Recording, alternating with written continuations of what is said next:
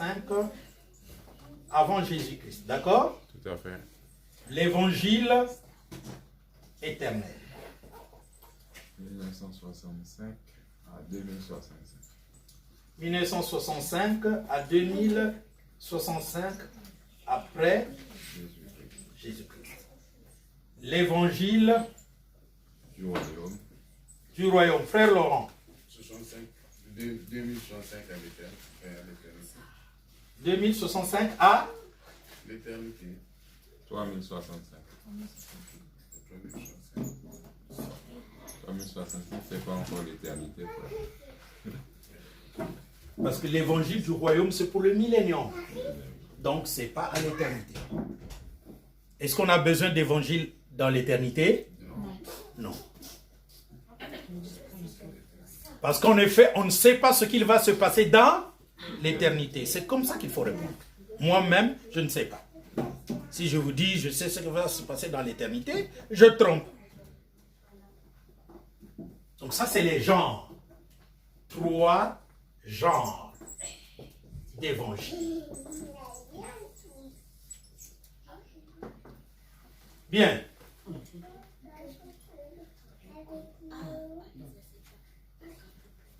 Ok. Ça se dit.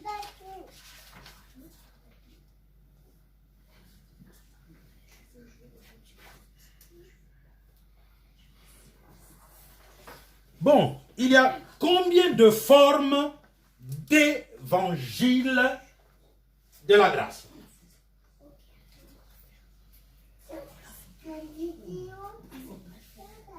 Combien de formes d'évangile de la grâce?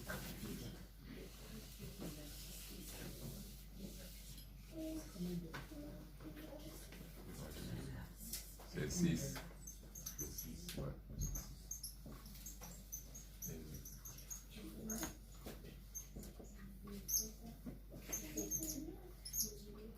Combien de formes d'évangile de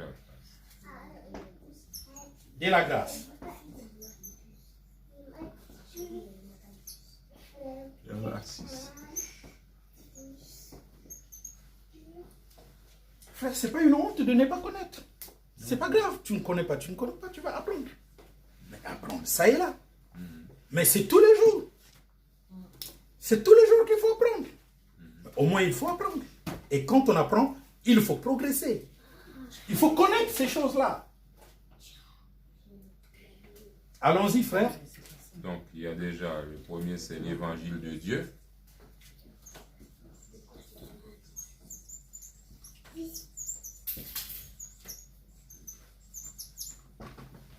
Le deuxième. Le deuxième, c'est l'évangile de Christ.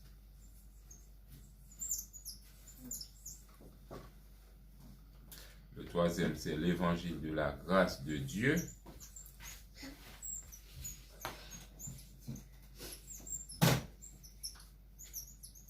C'est compliqué. Hein? Ouais, hein, Évangile de Dieu, c'est autre chose. Évangile de Christ, c'est autre chose. Évangile de la grâce de Dieu, c'est aussi autre chose. Continuons. Ensuite, on tombe dans l'évangile de votre salut.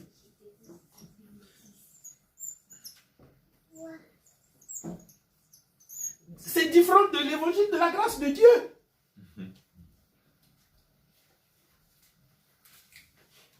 Donc là, c'est l'évangile de paix qu'on vient de voir.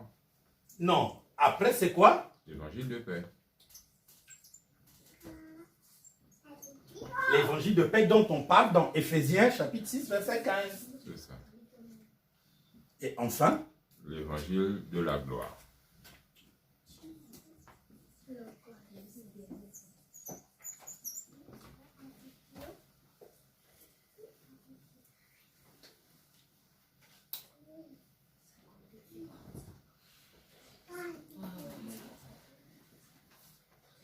ma fille, au lieu que tu souffres En écrivant. en écrivant, tu dis à ton père de t'acheter le livre.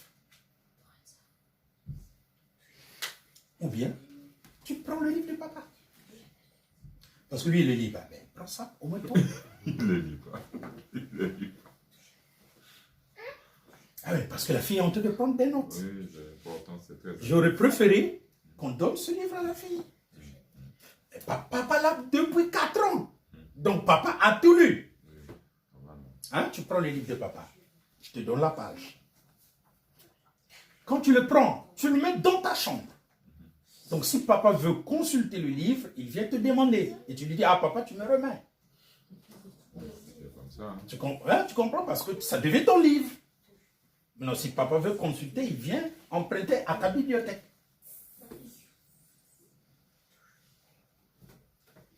Tu lui donnes le livre. Et parce que c'est encourageant. Maintenant, regardez. Ça, c'est l'évangile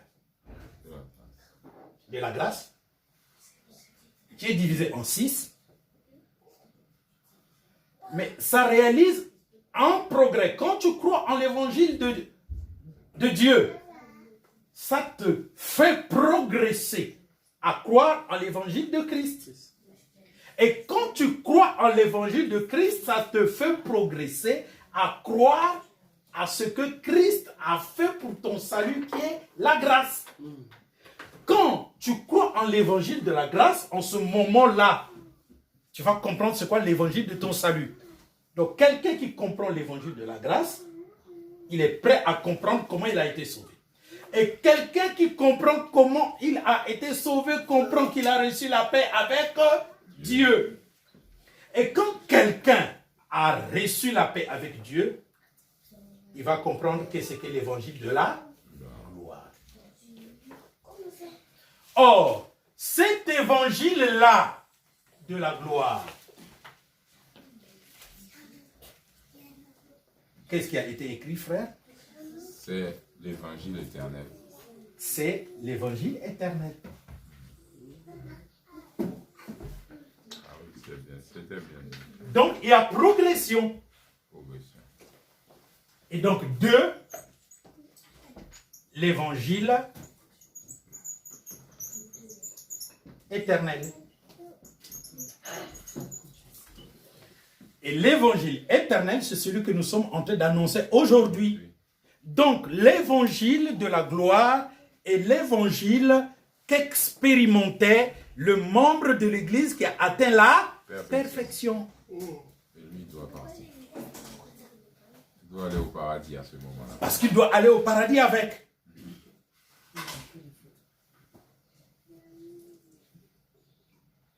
C'est donc de l'évangile de la gloire que nous sommes en train d'enseigner dans la période de 100 ans. Parce que nous, on va aussi aller dans la gloire. C'est-à-dire, on sera changé en un clin d'œil et en un instant. C'est comme une course de haie. Hein? Je te passe le flambeau. Oui. Et toi, tu continues à courir. Tu continues à courir et c'est celui qui arrive à la fin qui a la victoire. Et cette victoire est notre victoire à nous tous. C'est ce que Dieu fait depuis Adam et Ève. C'est une continuité. C'est la conclusion de Hébreux 11, non? 39 à 40.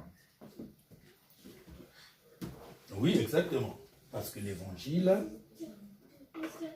de la gloire repose sur ce texte. Donc, nous avons 3 genres d'évangile. Quand on dit genre, pour l'être humain, on voit femme, homme.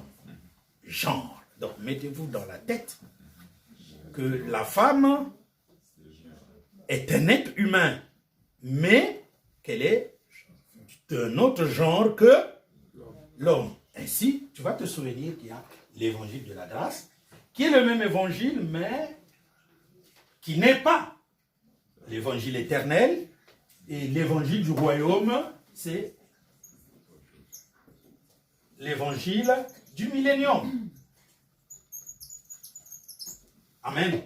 Maintenant, l'évangile de la grâce a 6 formes.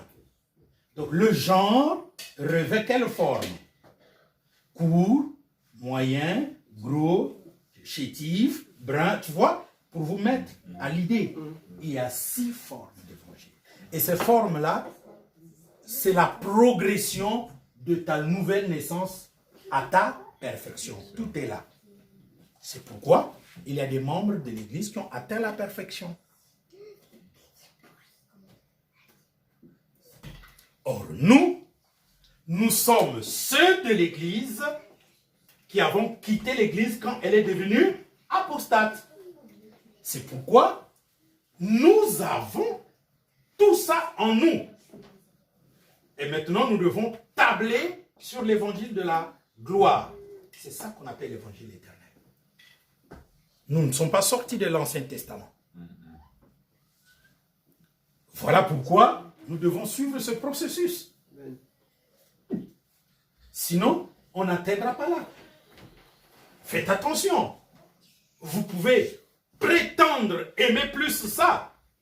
Mais si vous ne faites pas le parcours, ce n'est pas possible que vous serez là. Vous serez là, mais dehors. Ou on dira que vous êtes entré par la fenêtre.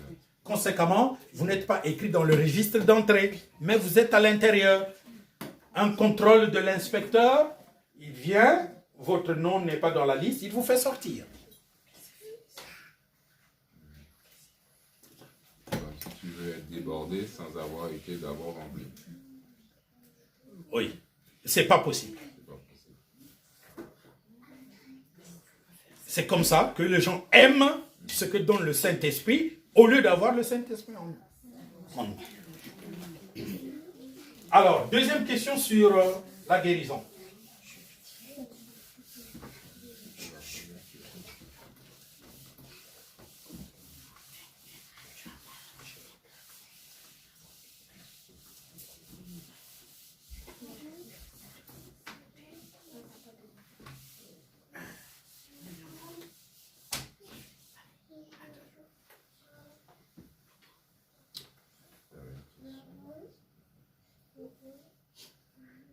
Toute cette question-là nous a pris 3 heures. Ok, oui, sur la guérison.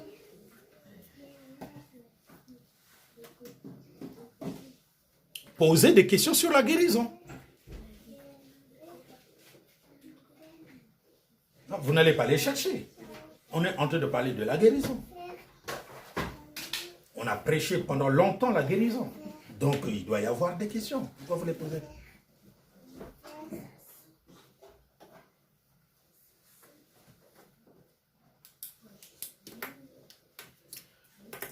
Oui, je vous écoute. Si tu peux juste terminer le propos que tu avais commencé à la dernière prédication sur du dimanche dernier, où tu nous montrais vraiment la force du pardon pour la guérison par rapport à l'exemple de Joseph. La force du pardon. Comment le pardon et la guérison... Le lien entre le pardon et la guérison. Oui. Oui, ben, le lien entre le pardon et la guérison, c'est que qui guérit? C'est Dieu. Et si toi, Dieu ne te pardonne pas, est-ce qu'il peut te guérir? Non. Non. Si toi, tu ne pardonnes pas aux gens, est-ce que Dieu peut te guérir? Non. Non. Et donc, on va prendre le lien. On va prendre Matthieu.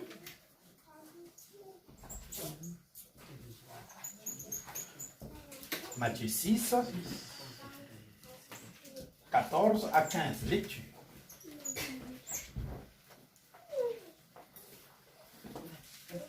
Si vous pardonnez aux hommes leurs offenses, votre Père Céleste vous pardonnera aussi.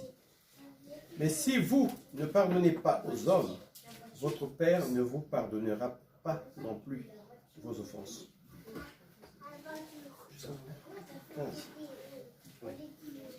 Amen. Amen. Quel est le lien? Comme c'est Dieu qui guérit,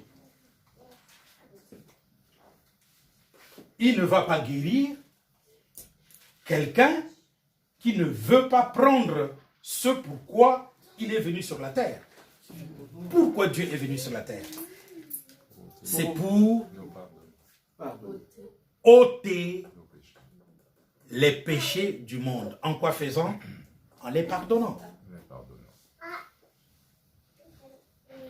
maintenant qu'il a pardonné les péchés, il peut maintenant toucher le pécheur, parce que le pécheur n'est plus un pécheur, mais il devient un pécheur repentant. Le pécheur pardonné est égal à un pécheur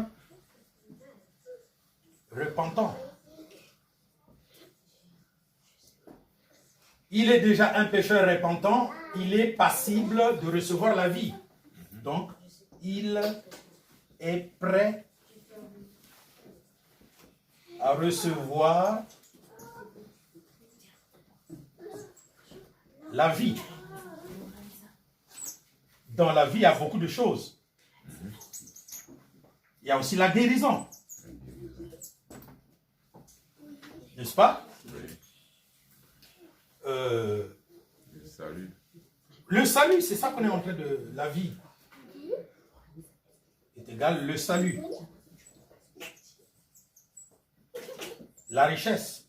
Ouais, la prospérité. La richesse matérielle. La protection.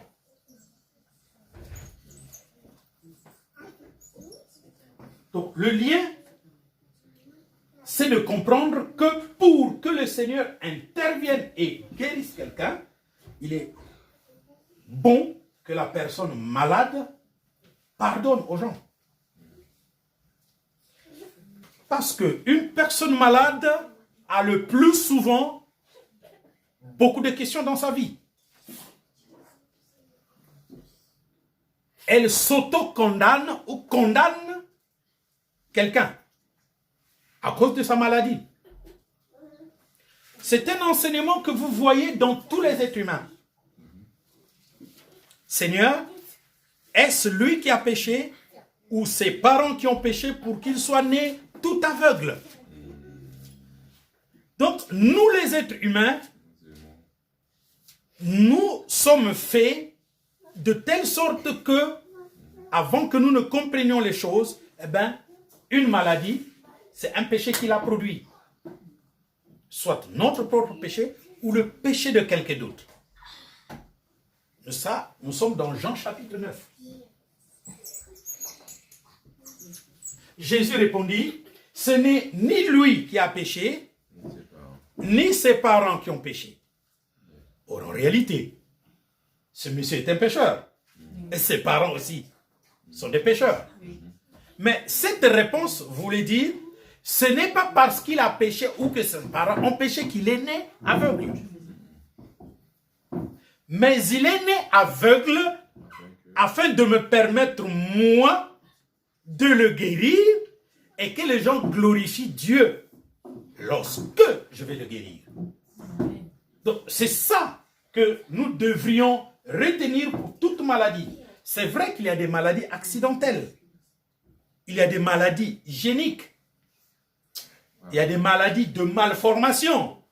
Mais je dis très bien que par rapport à Amos chapitre 3, verset 3 à 8, qui déclare que Dieu est l'auteur de ce qui se passe sur la terre, que ce soit une maladie accidentelle, une maladie microbienne, une maladie hygiénique, une maladie extérieure, une maladie mentale, une maladie pécheresse, eh bien, c'est fait pour que Dieu la guérisse.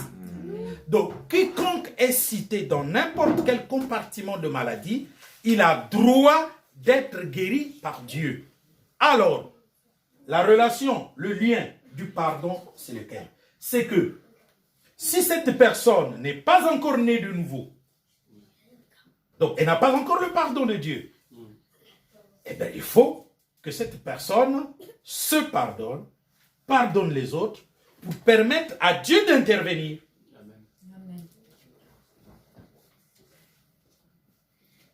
Maintenant, si cette personne est en Christ, ben, toute personne en Christ a été pardonnée.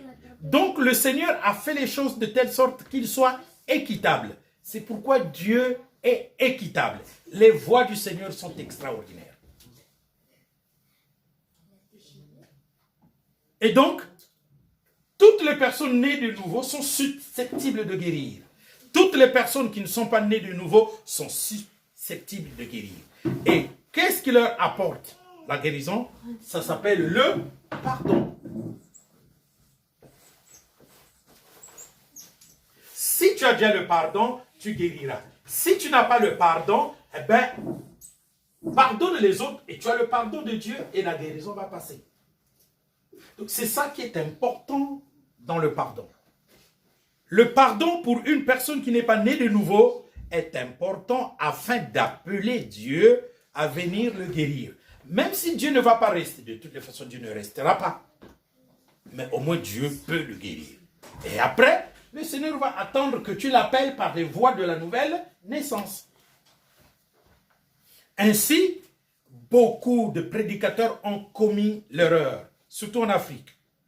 On amène quelqu'un qui est malade, le Seigneur guérit cette personne par la voie, une ou une autre voie, n'est-ce pas, dans l'église, et on dit automatiquement tu es serviteur de Dieu ou tu es servante de Dieu. Parce que Dieu t'a guéri. Parce que Dieu t'a guéri.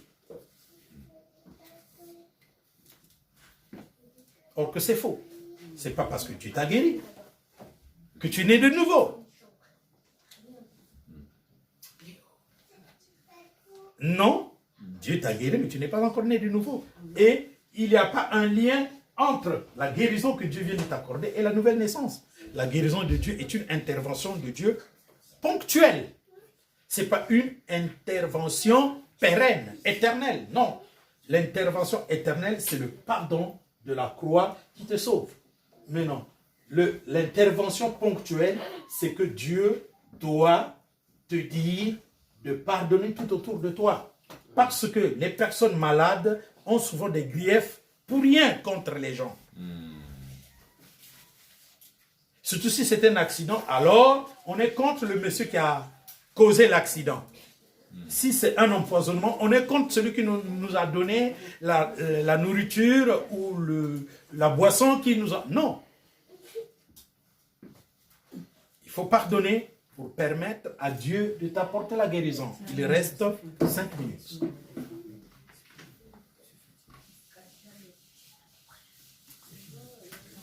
Bien-aimé,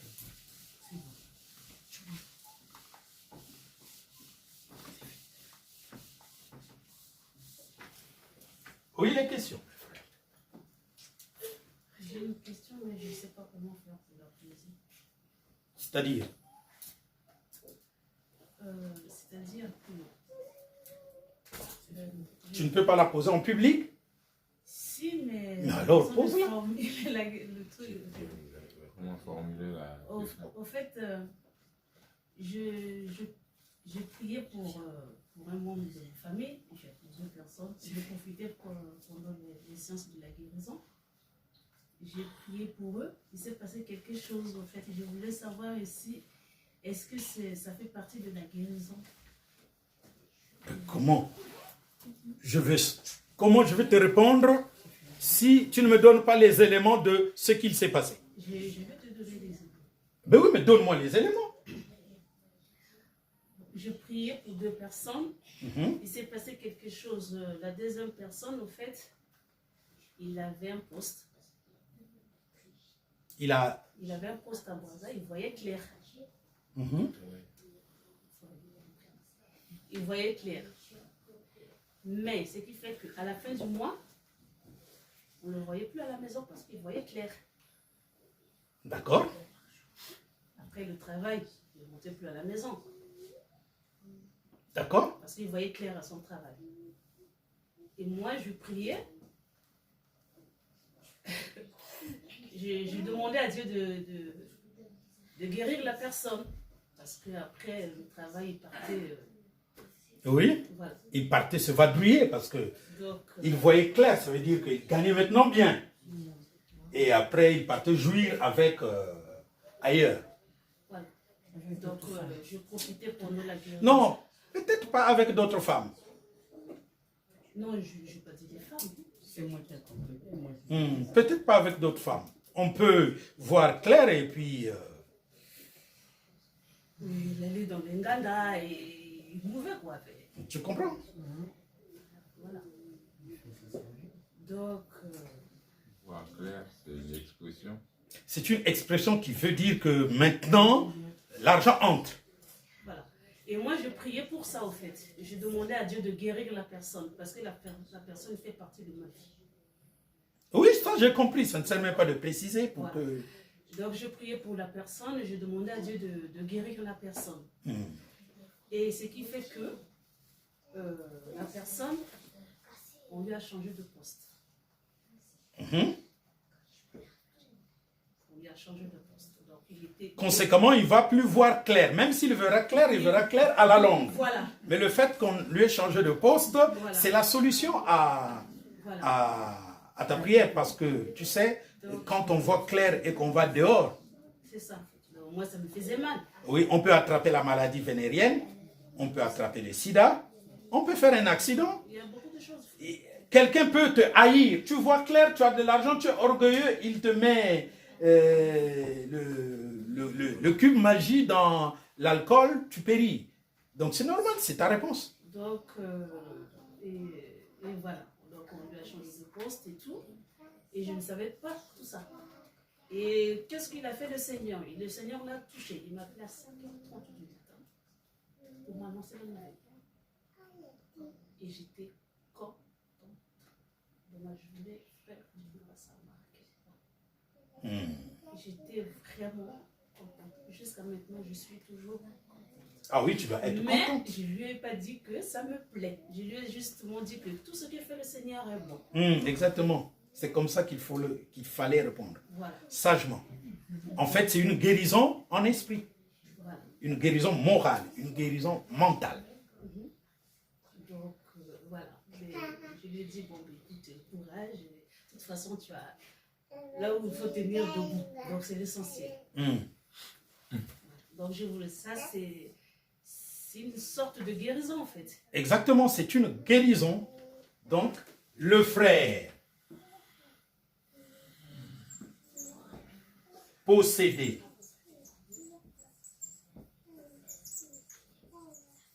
par un mauvais esprit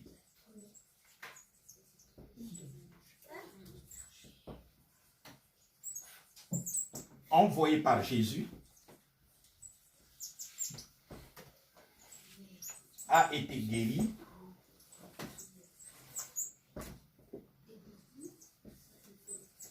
en faisant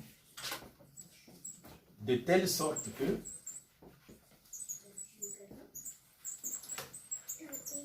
Dieu coupe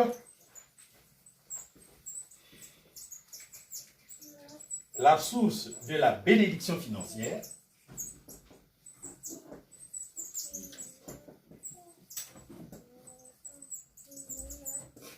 afin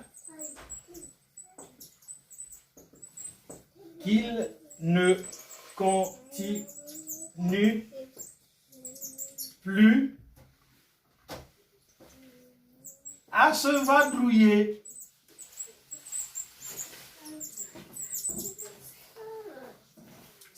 C'est le seul moyen de guérir ça.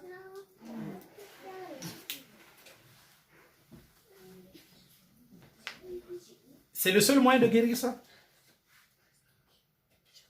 Frères et sœurs, faites extrêmement attention. L'argent. Que l'argent ne vous trompe pas. Tu peux passer tout ton temps à gagner de l'argent pour construire chez toi là-bas, au pays. C'est une bonne chose. Sois en Christ.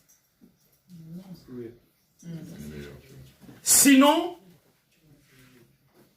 les inondations vont passer sur ta maison.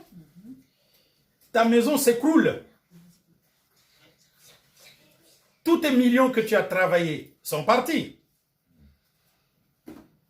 Tu auras la force de les supporter. Tu vas te suicider.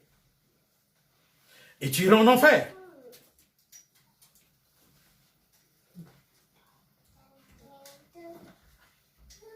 Faites attention. L'argent là, il faut en avoir la maîtrise, c'est mieux. Aujourd'hui, beaucoup de gens au pays sont en train de pleurer leurs maisons qui sont parties, non? Même ici, en France. Oh, ici, ils ont des assurances. Ici, ils ont des assurances. Il ne faut pas comparer. Ici, c'est stable. Là-bas, tu perds la maison, tu perds vraiment la maison. Pour ça qu'il Tu faut vois, je vais vous se dire quelque chose. stabiliser nos pays.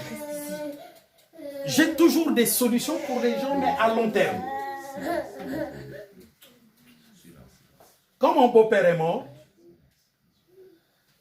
on leur a proposé de vendre la parcelle. Moi, j'ai dit, vendez la parcelle. C'est l'homme de Dieu qui le dit, hein? Vendez la parcelle.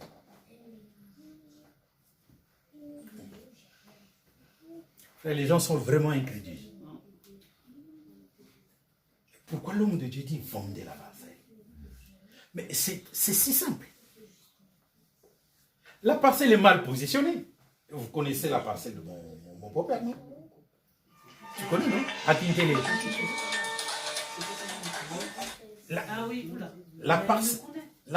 Tu connais? La parcelle est mal positionnée. Donc, le vieux est parti, mais vendez, achetez ailleurs. C'est ce que je leur ai dit. Bien le contraire, ils ont vendu une partie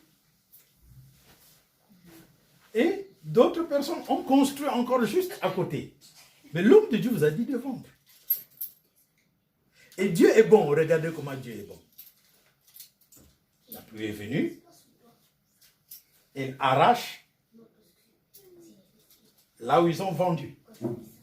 Donc le monsieur qui a acheté, sa maison est partie dans l'éboulement. Ok? Qu'est-ce qui va se passer? Les futures pluies, c'est maintenant les maisons qui sont restées et qu'on a construites qui s'en iront.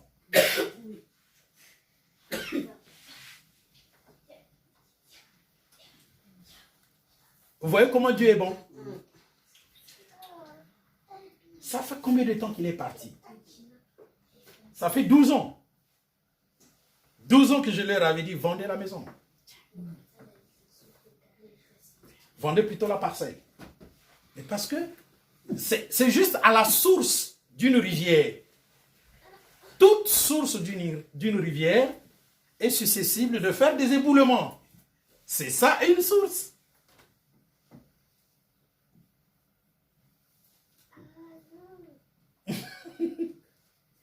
Et donc, je vous dis la même chose. Je suis d'accord que vous vous battiez pour avoir beaucoup d'argent et construire. Bravo. Mais soyez en Christ. Avec tout ce que vous faites avec votre argent. Parce qu'il y a une protection. Non, moi je dis soyez en Christ. Oui. Même quand on est en crise, il faut faire attention, non? Parce que l'argent, on peut plus se laisser prendre et perdre justement. Oui, c'est ça. C'est de ça que je suis en train de parler. Faites attention. Prospérer à tous égards, mais en demeurant en Christ. Parce que la prospérité doit être égale à la prospérité de l'état de l'âme.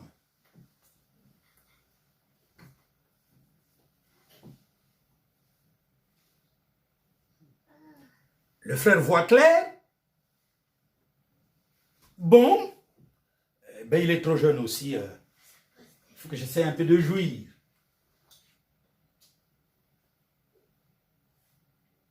Bon, je ne vous conseille pas de jouir. Hein? Enfin, je ne vous déconseille pas de jouir. Ou je ne vous donne aucun ordre. Mais déjà, quand vous ne venez plus à la maison, c'est pas bon. N'est-ce pas? Oui. C'est des enseignements que j'ai tellement donnés, ça fait partie des enseignements du passé. Et maintenant, je ne prends plus le temps pour prendre ces exemples-là.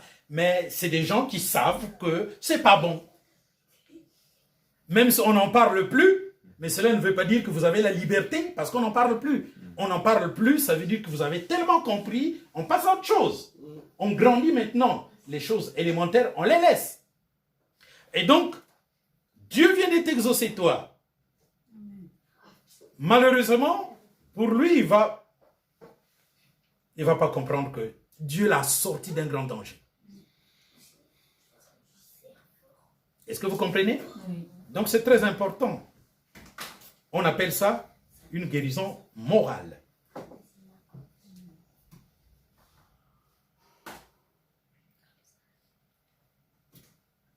Parce que, qu'est-ce qu'on appelle l'orgueil?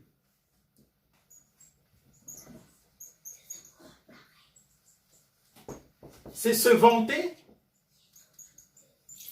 de ce qu'on a. N'est-ce pas? Oui. Or, tout ce qu'on a, c'est Dieu qui le donne. La Bible dit, qu'est-ce que tu as reçu qui t'a été donné?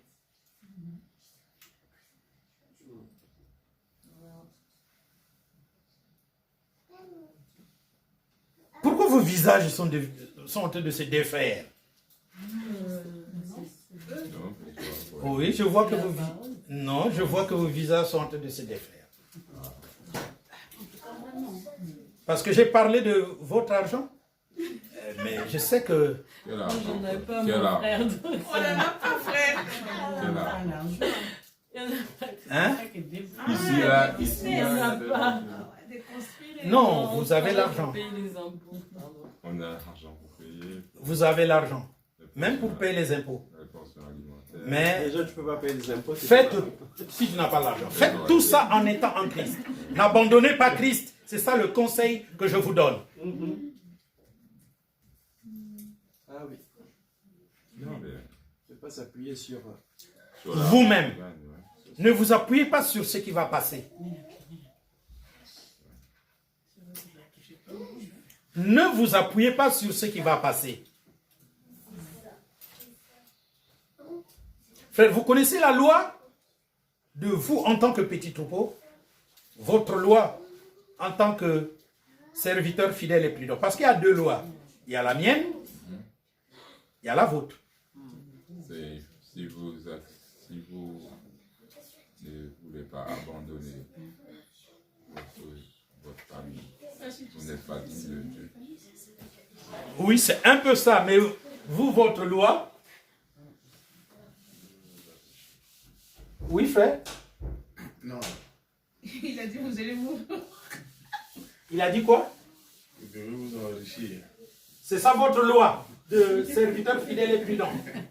Non, c'est ce que je viens de dire. Hein? Non, c'est ce que je viens de dire. J'ai répété ce que je viens de dire. Ah, non.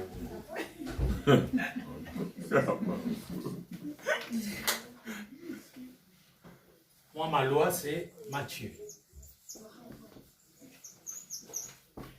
4, 45.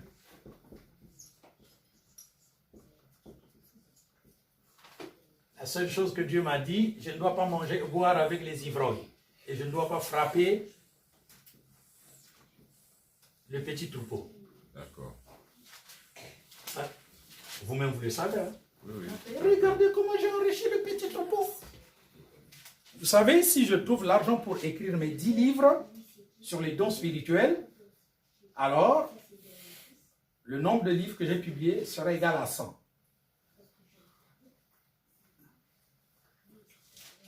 Parce que là, je suis déjà à 90. Donc, je devrais encore écrire 4 livres et je vais quitter Eddie Livre parce que je leur avais dit, je vais écrire 100 livres avec vous. Bon, ils ne le savent pas, hein. Pourtant c'est enregistré. Oui. C'est enregistré. Dans leur propre truc. Ça, c'est quand j'ai fait la vidéo sur Mythes et révélations sur la malédiction africaine. C'est là où j'ai dit que... On m'a demandé quels sont tes projets. J'ai dit, je vais écrire 100 livres avec vous. Mais frère, tu avais dit aussi que tu devrais écrire 100 livres. Oui, c'est ça. Que je vais écrire 100 Tu livres. n'avais pas précisé si c'était avec les 10 livres. Non, si. Je vais publier 100 livres avec vous. Parce que quand tu étais arrivé, tu avais dit en France, ici, tu vas écrire 100 livres. Oui, ça c'est en France. Et puis, il faut que tu suives la vidéo que j'ai fait sur Mythes et révélations sur la malédiction africaine. Oui, après, ça c'est après. j'ai dit que je vais écrire 100 livres avec vous. Va suivre la vidéo, elle est là, sur Eddie Livre. Donc, parce que j'avais écrit 4 avec les autres, ça veut dire que bientôt. Ça, c'est pour moi. Non, pour vous. C'est Luc 12, 31 à 34. Non, Luc 12, 31 à 40. 31 à 40, ok. Lecture. Cherchez plutôt le royaume de Dieu, et toutes choses vous seront données par-dessus. Ne crains point, petit troupeau, car votre Père a trouvé bon de vous donner le royaume. Vendez ce que vous possédez et donnez-le en aumône. Faites-vous des bourses qui ne s'usent point, un trésor inépuisable dans les cieux, où le voleur n'approche point et où la teigne ne détruit point.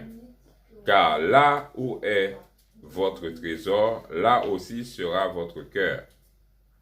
Que vos reins soient sains et vos lampes allumées.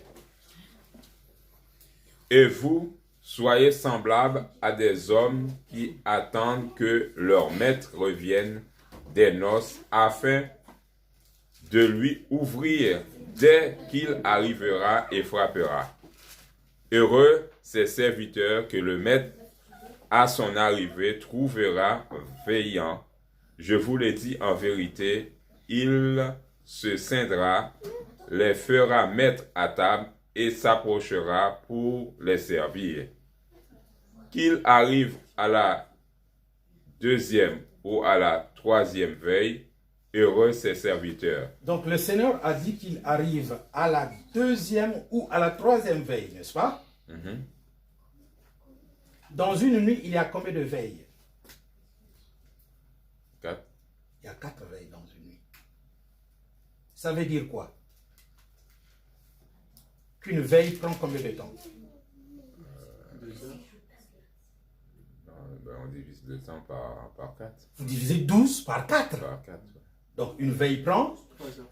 3 heures. Donc on doit veiller entre la deuxième et la troisième veille. La deuxième étant passée. Comment tu sais que la deuxième est passée? On est en 2065. On est en 2019. Mais comment tu sais que la deuxième veille est déjà passée? Enfin, on est en plein dans le troisième veille, c'est ça que je veux dire. Non, là, il est question de veille d'une journée. Il est question de 18h à 6h. Et il ne parlait pas par rapport justement à 2065. Non, il parlait de là. Il viendra à la deuxième ou à la troisième veille. D'accord.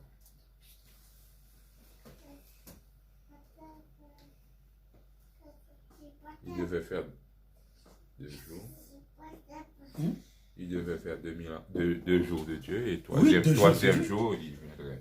Oui, exactement. C'est en amour, c'est en comparaison comme ça que... En comparaison. Oui, Mais si tu fais la comparaison, donc on va faire l'an 36 à l'an 1965. Mais maintenant, toi, ta veille, tu la situes à quel niveau? Donc, comme la veille, c'est 18h à 6h, donc tu vas diviser ça comme, comme on est 4. en 1960, comme on est en 2000. On est en 2021. On fait X. Ça ne va rien te donner. Ça ne va rien donner? D'accord. Ça veut dire que si ça a commencé, ouais, bon. Ça ne va rien donner. Ouais. Parce que si vous divisez ça, c'est sensiblement quoi? 500 ans. Si la première veille est passée, ça nous donne ça. Ok. Il n'y a aucun rapport. D'accord. Ok. Mélange.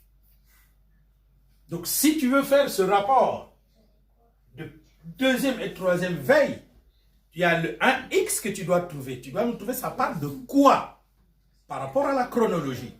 Quand tu trouves ça, tu appliques, tu peux savoir à quel moment ça arrivera.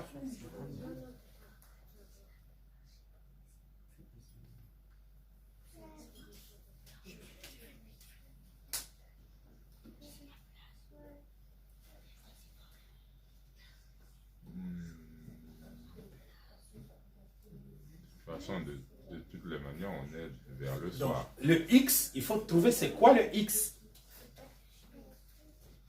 Il y a un élément de temps que Dieu doit nous révéler pour qu'on comprenne cette chose par rapport à la deuxième ou la troisième. Il y a un élément. Il y a une mesure de temps que Dieu doit révéler. Il y a plusieurs mesures de temps. Un jour est égal à 1000 ans, c'est une mesure de temps. Okay. 40 ans, qui nous a donné 400 ans, c'est aussi une mesure de temps. Une génération, 40, 40, 47, 41 ans et demi, c'est une mesure de temps. Donc quand vous trouvez ce X-là, vous allez bien nous situer.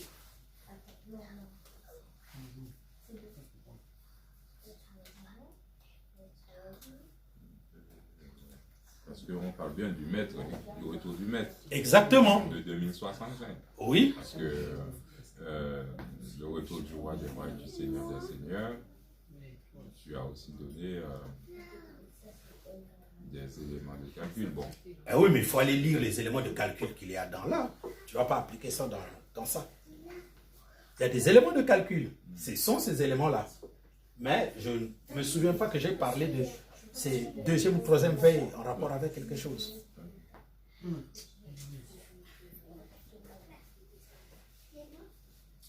Donc nous, ce qui nous importe, c'est que la doctrine pour veiller, elle est là. Elle est dans ce texte-là.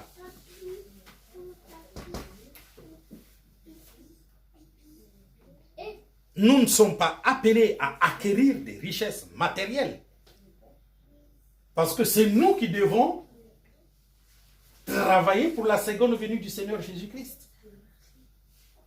C'est nous qui devons mettre notre argent dans le ministère du rétablissement de toutes choses. Parce qu'il n'y a pas une source financière quelque part. C'est ça que veut dire ce texte. Donc quand vous croyez à la seconde venue de Jésus, croire ne suffit pas. Il y a une pratique. C'est nous qui devons faire que ça soit rendu possible. Et malheureusement, il n'y a que quelques personnes qui sont en train de comprendre cela. Bon, je trouve normal que vous ne croissiez pas spirituellement, parce que c'est autant mieux que vous soyez des hommes et des femmes qui ne grandissent pas en esprit pour qu'on vous excuse. Sinon, si vous comprenez, vous ne ferez pas ce que vous faites par rapport à Luc 12, 31 à 40. Il n'y a que quelques personnes qui sont en train de comprendre qu'est-ce que nous faisons. Parce que croire au message ne compte pas. C'est financer le rétablissement de toutes choses qui comptent. Et on croit, et on ne fait pas grandir l'œuvre. Non, vous êtes en train de vous tromper. Vous perdez votre temps. Vous nous accompagnez. Nous qui sommes en train de financer la présence de cette œuvre sur la terre. Vous nous accompagnez. Et ce n'est pas bon de nous accompagner. Il faut s'intégrer. C'est quand même pitoyable qu'on voit que vous êtes là et vous ne comprenez pas. C'est vraiment pitoyable. C'est pour ça que vous ne voulez pas grandir en esprit, parce que si vous grandissez, vous allez voir vos responsabilités. Et en voyant vos responsabilités. Or, en comprenant vos responsabilités et en y pratiquant, c'est ce qui va vous aider dans vos difficultés terrestres. Mais non, vous préférez souffrir sur la terre et ne pas trouver de solution de Dieu ici-bas en voulant régler vos propres problèmes ici-bas, alors que vous avez le moyen de les régler en entrant dans le plan de Dieu. Amen. Merci Seigneur. Que le Seigneur vous bénisse. Il est 13h30, donc j'ai dépassé de 30 minutes.